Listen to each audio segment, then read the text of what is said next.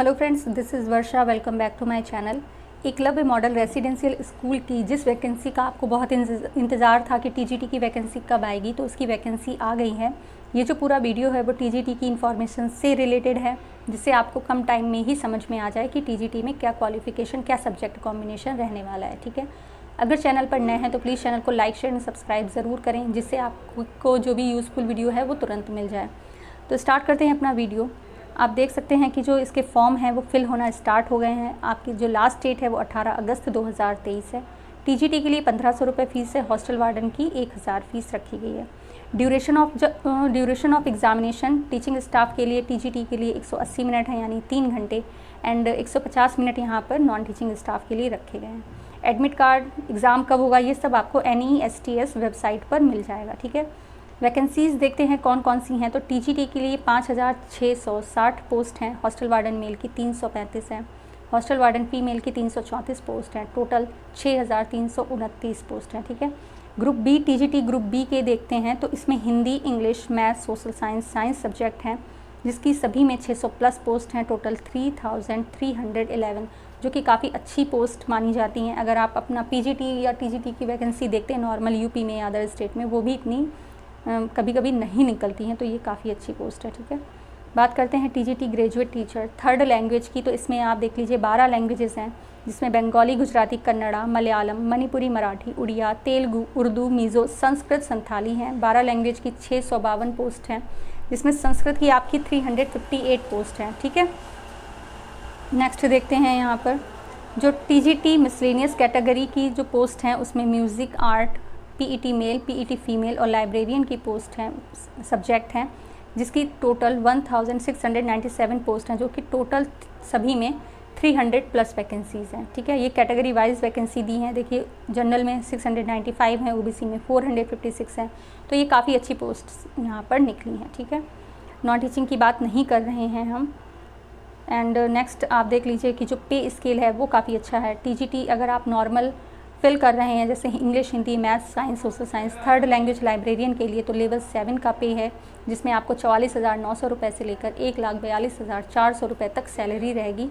And other TGT miscellaneous post जैसे कि music, art, PET male, PET female के लिए फिल कर रहे हैं, तो लेवल 6 यानी कि ₹35,400 से लेकर 1,12,400 सैलरी रहने वाली है। Mode of examination OMR based रहेगा। चॉइस ऑफ मीडियम, आपको हिंदी और इंग्लिश दोनों में ही पेपर मिलेगा। ठीक है, अब देखते हैं एग्ज़ाम पैटर्न क्या रहने वाला है। एग्ज़ाम पैटर्न टीजीटी के लिए ऑब्जेक्टिव टाइप 120 मार्क्स के पेपर होगा, लैंग्वेज कॉम्पिटेंसी 30 मार्क्स का। ठीक है, तो क्या क्या आने वाला है एग्ज़ाम में, उसके बारे में देखते हैं।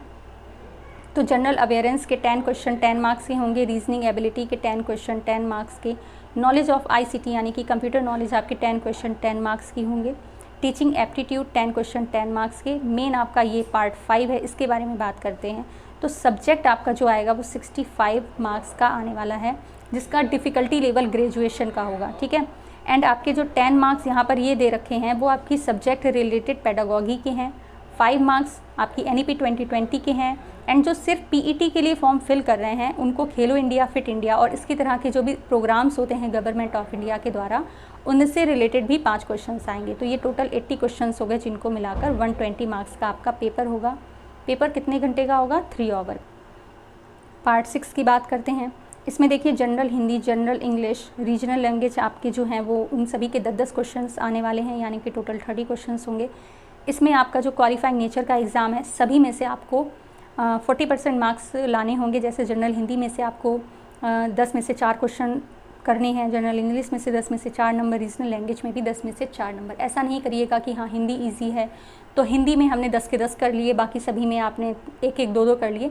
सभी में क्वालिफाई करना है। जब आप पार्ट 6 के ये क्वालिफाई कर पाएंगे तभी आपका 120 मार्क्स का पेपर चेक होगा, तो इस पर भी बहुत ज़्यादा ध्यान देना है। ठीक है, ये मार्क्स आपके ऐड नहीं होंगे, सिर्फ क्वालिफाइंग नेचर के ही हैं। नेक्स्ट देख लीजिए जो रीजनल लैंग्वेज है इसमें पार्ट 6 में, उसमें आपकी ये 18 लैंग्वेज आने वाली हैं। बंगाली, डोगरी, इंग्लिश, गारो, गुजराती, नेपाली, उड़िया, संथाली, ऐसे टोटल 18 लैंग्वेजेस हैं। अगर आपने जनरल हिंदी ली और बाद में ये हिंदी ले ली तो इसका जो डिफ़िकल्टी लेवल है वो थोड़ा सा हाई रहेगा आपकी जनरल हिंदी से। इसी तरह इंग्लिश जो है वो, इंग्लिश का भी जो लैंग्वेज वाला पार्ट है उसका डिफ़िकल्टी लेवल थोड़ा सा हाई रहने वाला है। ठीक है, नेक्स्ट बात करते हैं आपकी जो सिलेबस है वो कैसा रहेगा, सिलेबस आपको emrs.tribal.gov.in पर प्रोवाइड करा दिया गया है, आप सभी वहाँ से देख सकते हैं। नहीं तो टेलीग्राम चैनल का लिंक हम प्रोवाइड करा देंगे, जो कि आपको वहाँ पर सिलेबस और इसका नोटिफिकेशन मिल जाएगा। रफ शीट आपको वहीं टेस्ट सेंटर पर प्रोवाइड करा दी जाएगी, साथ में लेकर नहीं आनी है, ठीक है। नेक्स्ट देखते हैं आपकी जो सब्जेक्ट रिलेटेड क्वालिफ़िकेशन है वो क्या रहेगी, सब्जेक्ट कॉम्बिनेशन क्या रहेगा। तो TGT Hindi, English, third language, mathematics, social science के लिए जो एज लिमिट है वो 35 ईयर रहेगी एंड EMRS एम्प्लॉयज़ के लिए 55 है। एंड SC ST OBC के कैंडिडेट अगर आप हैं तो आपको एज रिलैक्सेशन भी दिया जाएगा, जिसके बारे में अभी हम बात करेंगे। तो अगर आपने 4 ईयर इंटीग्रेटेड डिग्री कोर्स किया है तो आप इसमें अप्लाई कर सकते हैं। बैचलर डिग्री विद ऑनर्स अगर कर रहे हैं तो जिस सब्जेक्ट से आप फॉर्म फिल कर रहे हैं उन 3 साल में से आपने 2 साल वो सब्जेक्ट पढ़ा हुआ हो, ठीक है। बैचलर डिग्री अगर नॉर्मल BA किया है तो आपने जिस सब्जेक्ट से फॉर्म फिल कर रहे हैं वो 3 साल उस सब्जेक्ट को पढ़ा हुआ होना चाहिए, ठीक है। कॉम्बिनेशन की बात करते हैं तो TGT हिंदी के लिए आपने 3 साल हिंदी पढ़ी हो, TGT इंग्लिश के लिए 3 साल आपने इंग्लिश पढ़ी हो। मैथ के लिए आपने मैथ्स के साथ में फ़िज़िक्स ज़रूर होना चाहिए, साथ ही केमिस्ट्री, इलेक्ट्रॉनिक्स, कंप्यूटर साइंस या स्टैटिक्स में से कोई एक सब्जेक्ट होना चाहिए, ठीक है। मैथ्स के साथ फिज़िक्स का कॉम्बिनेशन यहाँ पर मांगा गया है। नेक्स्ट देखते हैं TGT साइंस के लिए तो बॉटनी, जूलॉजी एंड केमिस्ट्री का कॉम्बिनेशन होना चाहिए। फाइनल ईयर में आपके इन दोनों सब्जेक्ट्स में से कोई 2 सब्जेक्ट्स होने चाहिए, ठीक है। सोशल स्टडीज़ की बात करते हैं तो हिस्ट्री विद ज्योग्राफी या ज्योग्राफी विद हिस्ट्री आपके साथ होनी चाहिए BA में, एंड इकोनॉमिक्स, पॉलिटिकल साइंस में से कोई एक सब्जेक्ट होना चाहिए, ठीक है। हिस्ट्री के साथ आपकी ज्योग्राफी, इकोनॉमिक्स या पॉलिटिकल साइंस हो, या ज्योग्राफी के साथ हिस्ट्री, इकोनॉमिक्स या पॉलिटिकल साइंस हो, ठीक है। हिस्ट्री या ज्योग्राफी आपने 3 साल ग्रेजुएशन में पढ़ी हुई होनी चाहिए, तभी आप सोशल साइंस के लिए अप्लाई कर सकते हैं।